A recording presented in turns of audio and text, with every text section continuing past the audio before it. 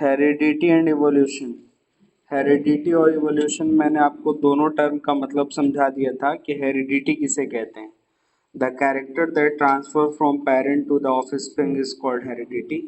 वो कैरेक्टर्स, वो खासियत, जो वो process of transferring of character जो एक पेरेंट से दूसरे ऑफस्प्रिंग में अगर ट्रांसफर हो, उसके बच्चे में हेरिडिट हो, उसे हेरिडिटी कहते हैं। The process of transferring of character from parent to their offspring is called heredity.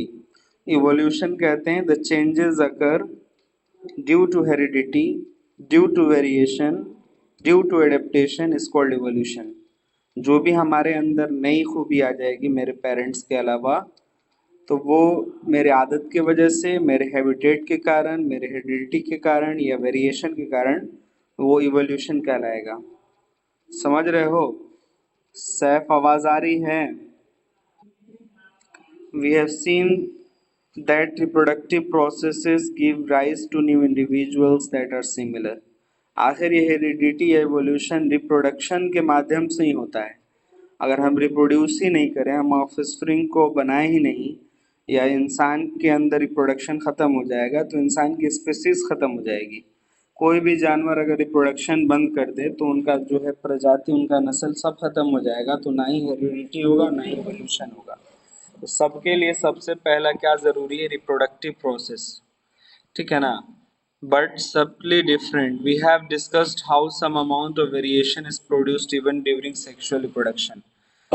देखो, असेक्सुअल रिप्रोडक्शन और सेक्सुअल रिप्रोडक्शन आप लोग पढ़े भी होंगे क्लास 8th में। दो तरह का रिप्रोडक्शन होता है। एसेक्सुअल रिप्रोडक्शन में क्लोन का फॉर्मेशन होता है, हूबहू पेरेंट्स से मिलता जुलता उसका सन, उसका डॉटर, उसका ऑफस्प्रिंग होता है। लेकिन सेक्सुअल रिप्रोडक्शन जो इंसानों में होता है उसमें वेरिएशन होता ही होता है। अब वेरिएशन मैंने बता दिया ना, कुछ अलग थलग जो कैरेक्टर्स अगर पेरेंट्स से ना मिलते हों उसको क्या कहते हैं?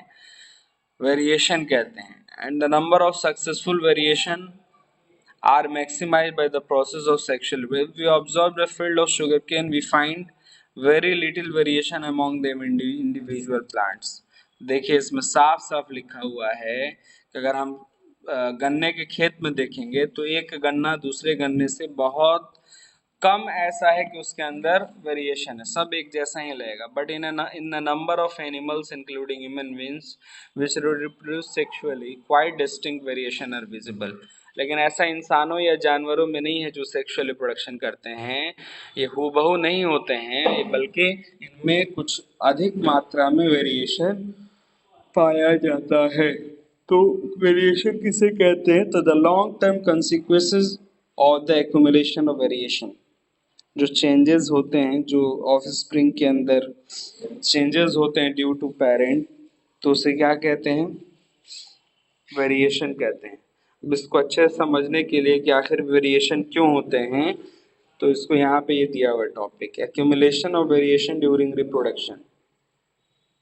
तो होता क्या है कि मान लो कि ये एक पेरेंट से दो डॉटर्स सेल या दो डॉटर्स बने हैं। देखिए, इनके अंदर थोड़ा थोड़ा सा वेरिएशन यहाँ पे आया है, दिख रहा है ना? एक पेरेंट था, पेरेंट के दो अगर डॉटर्स हैं तो दोनों के अंदर देखो, एक यहाँ पे एक छोटा सा इसके अंदर वेरिएशन हुआ, रेड कलर का हो गया, यहाँ नीचे ग्रीन कलर का हो गया, ये वेरिएशन हुआ। और ऐसे ही मान लो कि मेरे मदर या फादर अगर ये सेक्सुअली रिप्रोड्यूस कर रहे हैं तो किस किस तरह के बच्चे हो सकते हैं? तो ये दो बच्चे ऐसे होंगे जिसमें उसके फादर का कैरेक्टर आ सकता है, कुछ ज्यादा कुछ कम। दिख रहा है ना? लाल कलर वाला कैरेक्टर कुछ ज्यादा कुछ कम कैरेक्टर उसके फादर का आएगा और मदर का कुछ कैरेक्टर आएगा, और दोनों के मिक्स करके एक का कैरेक्टर आएगा। दिख रहा है? नहीं दिख रहा है? यानी बहुत ही कम चांसेस हैं कि पूरा पूरा हूबहू कोई बने। तो इसी वजह से since we are sexually reproduced and sexually reproduction के लिए दो पेरेंट्स की जरूरत है, तो दोनों के कुछ कुछ कैरेक्टर आने की वजह से हमारे अंदर वेरिएशन होता है। समझ रहे हैं या नहीं समझ रहे हैं? बोलिए। तो inheritance from the previous generation provides both a common basic body design, the subtle changes in it to the next generation. Now think about what would happen when this new generation in its turn reproduces. The second generation will have differences that they inherit from the first generation. अब एक generation sorry ये जो figure दिखाया गया है ये asexual reproduction का दिखाया गया है कि एक बैक्टीरिया अगर डिवाइड करता है तो किस किस तरह से जो है उनके अंदर कैरेक्टर्स का ट्रांसफॉर्मेशन होता है। समझ रहे हैं? ये सिंगल बैक्टीरिया का जो है वो रिप्रोडक्शन का वो है पैटर्न दिखाया गया है। ठीक है, to bacteria divided in DNA copying, ये बता देंगे हम। हेरिडिटी समझिए, हेरिडिटी और हेरिडिटी बता चुके ऑलरेडी, वही है the process of transferring traits from, trait या कैरेक्टर एक ही चीज है, समझ रहे हैं ना आप लोग? हमने बताया था ट्रेट का मतलब वही गुण वही क्वालिटी जो वही कैरेक्टर जो पेरेंट्स से बच्चों में आते हैं उनको ट्रेट कहा जाता है। इनहेरिटेड ट्रेट्स स्पेशली उसी कैरेक्टर को जो वो ट्रेट आए। अब यहाँ पे दो कैरेक्टर्स है, किसी का आई लोब यानी कानावा पीना, किसी का अटैच्ड होता है ईयर लोब, ईयर लोब या पीना कहते हैं, किसी का फ्री होता है। तो आप लोग मिलाइए कि आपका अगर अटैच्ड या फ्री है तो आपके फादर मदर का कैसा है। तो इनहेरिटेड ट्रेट्स इसको कहा जाएगा। समझ रहे हैं क्या कहा जाएगा? अब मेंडल के वर्क के बारे में अभी बता दें, सुनना चाहते हैं तो थोड़ा सा मैसेज कीजिए, तो आवाज नहीं आ रही है, ये अलग एक समस्या कभी कभी हो जाती है, मेरा फोन खराब है। कोई आई तो मेंडल साहब एक साइंटिस्ट हैं, क्या हैं? और वो भी बॉटनिस्ट होंगे। तो ग्रेगर मेंडल ने क्या किया था कि अलग अलग क्वालिटीज वाला पी प्लांट लिया था, मटर का पौधा, ठीक है ना? क्या क्या गुणवत्ता थी, क्या क्या क्वालिटीज थी उन मटर के पौधों की। तो कुछ पौधे कैसे थे, लंबे से थे जिनमें बहुत सारे फल लगते थे, ठीक है? लंबे पौधे, टॉल पौधे जिसमें फल ज्यादा, ठीक है? और कुछ थे जो शॉर्ट थे, छोटे थे जिसमें फल कम लगते थे। कुछ ऐसे भी पौधे थे जिनका जो फल है वो राउंड होता था, मटर का मटर का दाना राउंड होता था। कुछ के मटर के दाने रिंकल्ड होते थे, कुछ की पत्तियां वायलेट होती थी, कुछ की पत्तियां वाइट होती थी, वायलेट वाइट। तो ऐसे 7 तरह का देखिए, round wrinkled seeds, tall short plants, white violet flowers and so on. 6 को कैरेक्टर तो यही दिखाया गया है।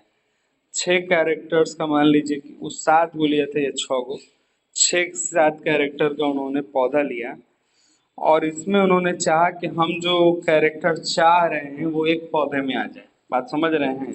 लामका रहेगा पेड़वा तो आंधी उंधी चलेगा तो गिर जाएगा ना जी, पौधा लंबा लंबा रहेगा मटर का या किसी चीज का तो आंधी चलने पे मीठा आ जाता है।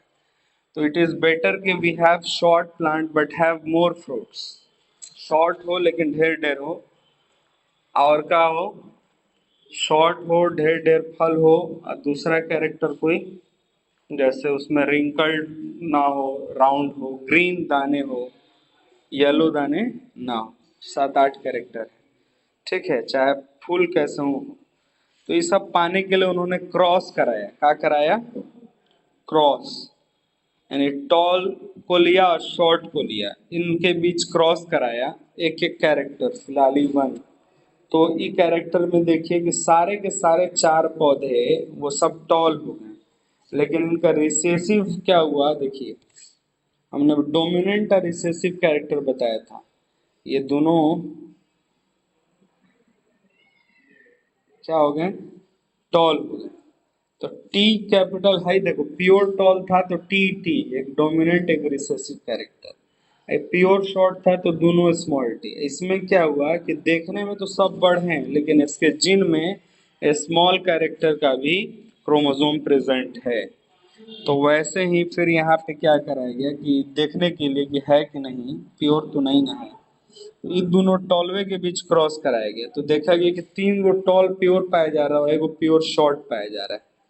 तो यही तो एक्सपेरिमेंट मेंडल ने किया था कि किस तरह से कैरेक्टरिस्टिक का फ्लो होता है जब हम क्रॉस कराते हैं दो इंडिविजुअल कैरेक्टर्स के बीच। I hope you understand. अगर सहमत हैं, समझ में आ गया तो इनसे हाथ फिर से उठाइए, थोड़ा देखें। गौतम दोबारा हाथ उठाया है। सैफ, और चलो समझ में आ गया। ये सब बड़ा मुश्किल से समझ में आता है। It is not that much easy जितना आसानी से आप लोग कह रहे हैं कि समझ में आ गया। It is not a cup of T कि आप उठाएं और तुरंत फूंक के पी लिए। प्रोगेनी का मतलब F1 F2 फिलाली 1 फिलाली 2। तो ये हमने एक कैरेक्टर को दिखाया आपको। इसमें टी टी जो लिखा है ना, ये प्योर टॉल है, यानी जाहिर भी टॉल और बातिन भी टॉल, यानी अंदर भी कुछ टॉल ही हैं, अब बाहर भी दिख रहे हैं टॉल है। लेकिन ये जो क्रॉस कराने के बाद बड़का टी या छोटका टी, जिसको ब्रीड कहते हैं, हाइब्रिड। हाइब्रिड फल देखे हैं ना, हाइब्रिड फूल, कॉलीफ्लावर सब्जी, ये सब हाइब्रिड आता है। तो बाहर से खूब खूबसूरत लगेगा लेकिन गुणवत्ता उसके अंदर नहीं होगी। वही हाल इसका है। बड़ लंबा लंबा तो है लेकिन इसमें स्मॉल टी का भी गुण पाया जा रहा है, प्योर टॉल नहीं है। समझ रहे हैं? तो फिर जो है अब नेक्स्ट क्लासेस में आपसे ये करेंगे। आपसे बात नहीं हो पा रही, सबसे बड़ी दिक्कत ये है आवाज़ नहीं आ रही है। ठीक है, चलिए, थैंक यू।